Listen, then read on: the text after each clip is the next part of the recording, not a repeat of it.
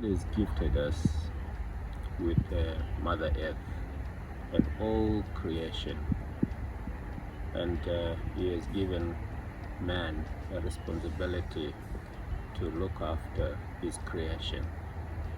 God is not going to recreate earth or trees or rivers, but He has mandated man as faithful stewards to regenerate the earth and pass it on from generation to generation as an inheritance and a great legacy for humanity. However, over the years, man has come up with destructive and failed systems that promoted slavery, colonization, racism, and now capitalism and neoliberal economic systems. These systems do not help in the advancement of humanity nor the earth, because they are exploitative in nature. They are consumptive, highly consumptive, individualistic, which has led to the destruction of Africa and the global south.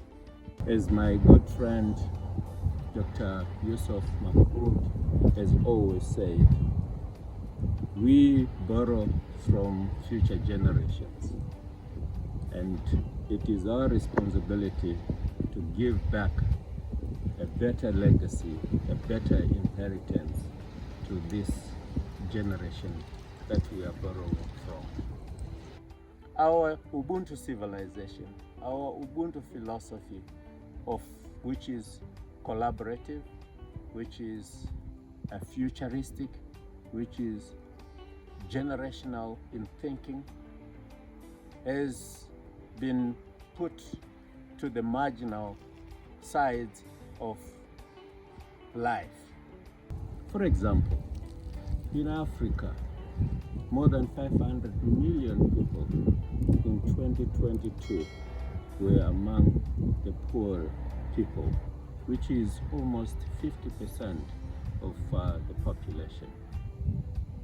And more than 70% of Africa's population could not afford a healthy diet. And if you bring it closer home to Zimbabwe, this year from March to next year, May 2025, we need to assist more than 7 million people with food, which goes to show the damaging effects of the current systems and the legacies that we have inherited. Despite the fact that Africa has 65% of arable land, it still imports food from other parts of the world. And people have developed a dependence syndrome. This has to change. We need a new economic order, an economic order that will promote the identity of Africa, and that is anchored on the indigenous African cultural practices, blend of course with exogenous knowledge. And this is where our great calling as Daud Taranhike and my wife Christina at the Integral Kumusha, with other like-minded and like-hearted partners, come in to create an economic system, an economic framework that engenders the creation of a great legacy, Nhaka in Shona. A new system that resonates with the African people, a system that will move individuals and communities from poverty to prosperity. What we call and Nhaka economy. And for Nhakanomics, in our view, to succeed, it is anchored on 4 pillars that will create regenerative local economies for the benefit of humanity in harmony with nature and culture. Anchored on our Ubuntu wisdom include regenerative agriculture. We are grounded in the earth, and issues to do with the health of the soil, issues to do with the healing and health are important. Issues to do with creating and getting food on a sustainable basis are important in the way we look at things. And as such, we need to regenerate that soil so that we are able to feed ourselves, thereby creating a self-sufficient economy. The second pillar is the regenerative culture.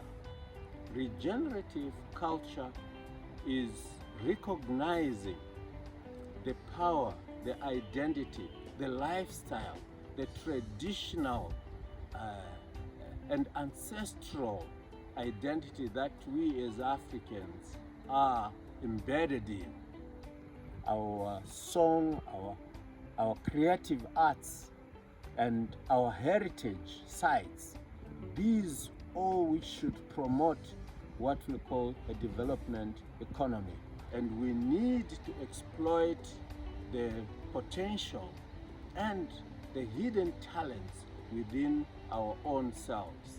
And Mai Chimuti and the community have come up with a novel idea of promoting culinary and gastronomy training, which has culminated in the cookout competition which was held 2 weeks ago.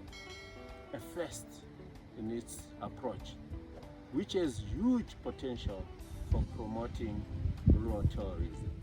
With me here, I have one of the adjudicators who is going to tell us in brief what is happening today and the process they are following. Can you please tell us what is happening at the Integral Kumusha today at this competition? Right. Thank you, Doc. I'm Dr. Makandwa from Manicaland State University of Applied Sciences. It has been a long night indeed, and I must commend the women for the effort that they have put. Generally, for the education process, we are just looking at the creativity in combining the local ingredients that are found in this area, and we are also looking at the innovation part and the taste for the food that is going to be prepared. We also gauge the hygiene for the competitors, and we will try to make it as easy as possible because we appreciate the background and the training that has been given to the competitors. And the process of adjudication, how does it go? On the adjudication process, all the competitors will come and they will stand at their tables, and then firstly we will ask the competitors on the nutritional value of the food, and also ask on the process, how have they prepared the food, and then we also look at the different color combinations for the dishes that have been prepared, and also the menu balance for the dishes that have been prepared and presented.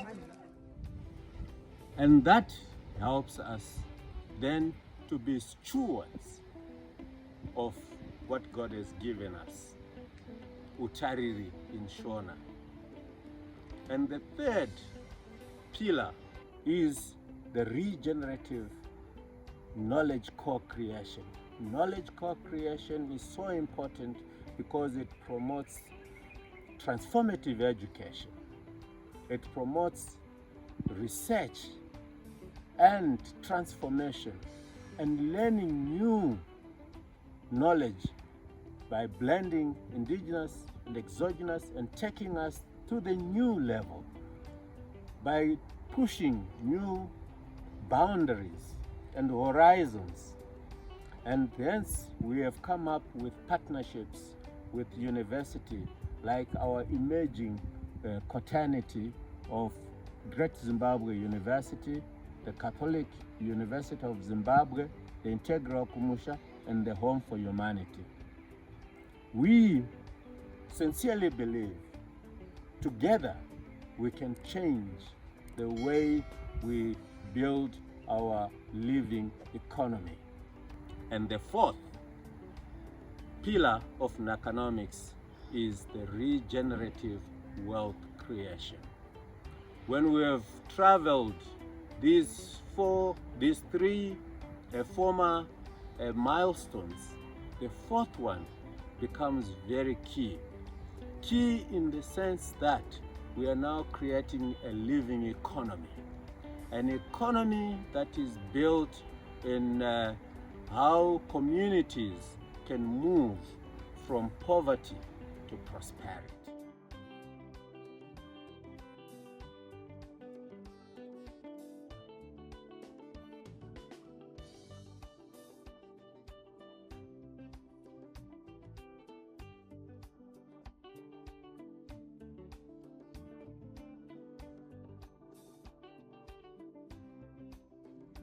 Not only for profit's sake.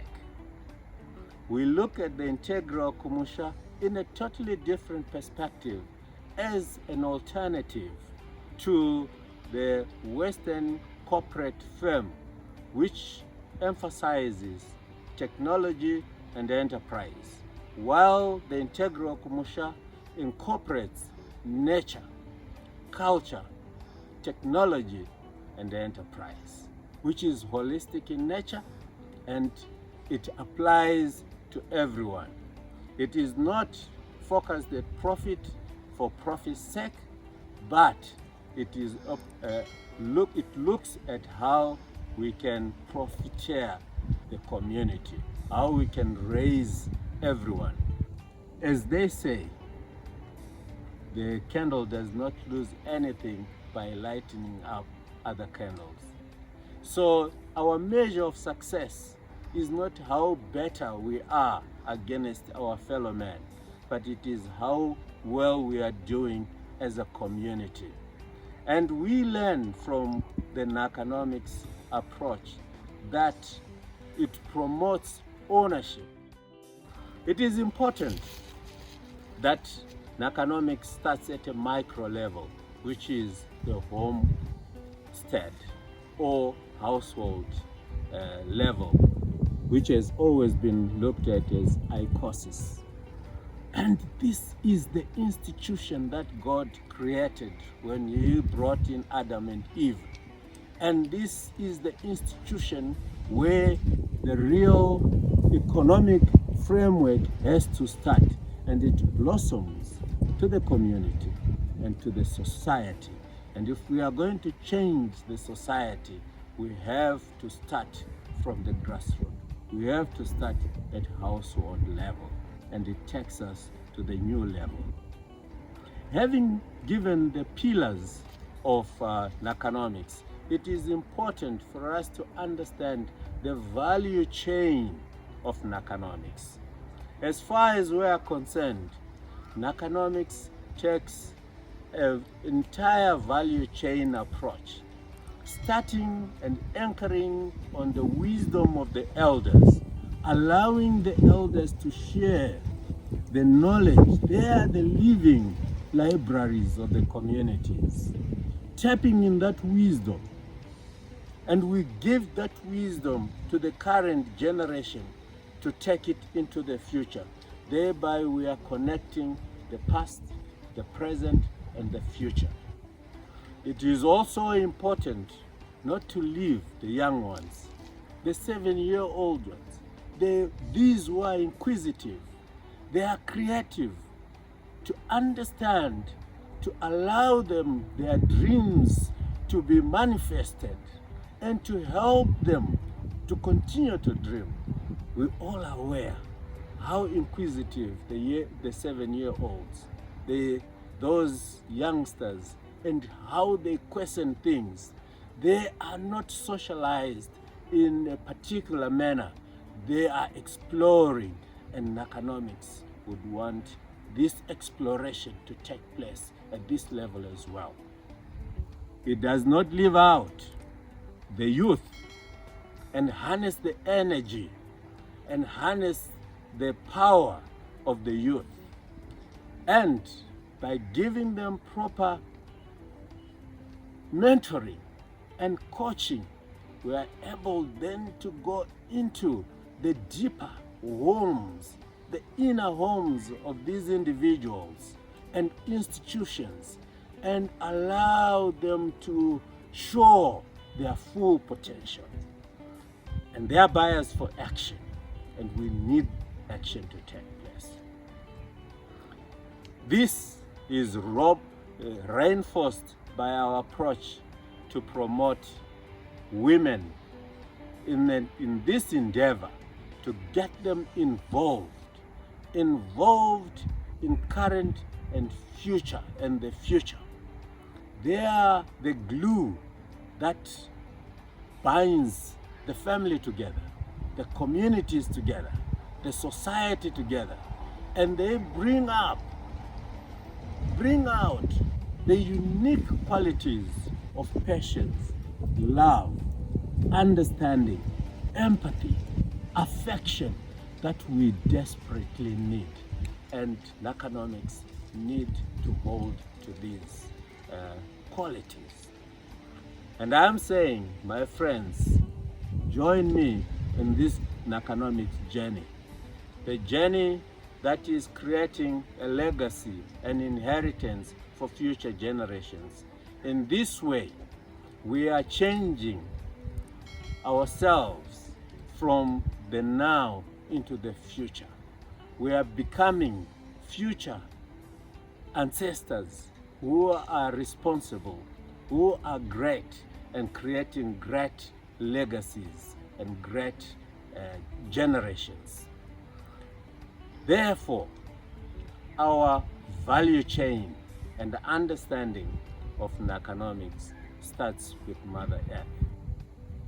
Understand that the systems that we have inherited are destructive. And also, we need to bring in and midwife this Nhakanomics. And midwifing a new economic system, I'm not naive that it will be easy. The existing systems will resist. But we know as midwives that where there is pain, these are pains of joy. These are pains of giving life. And when it's difficult, we call in other experts to help us. And that's why it is collaborative. We work with the like-minded and like-hearted people who will help us to put footprints, who will help us to have milestones and touchstones to get to our ultimate goal of a new era and a new world economy, which will be backed. Hence, Nhakanomics is here for us all. Thank you.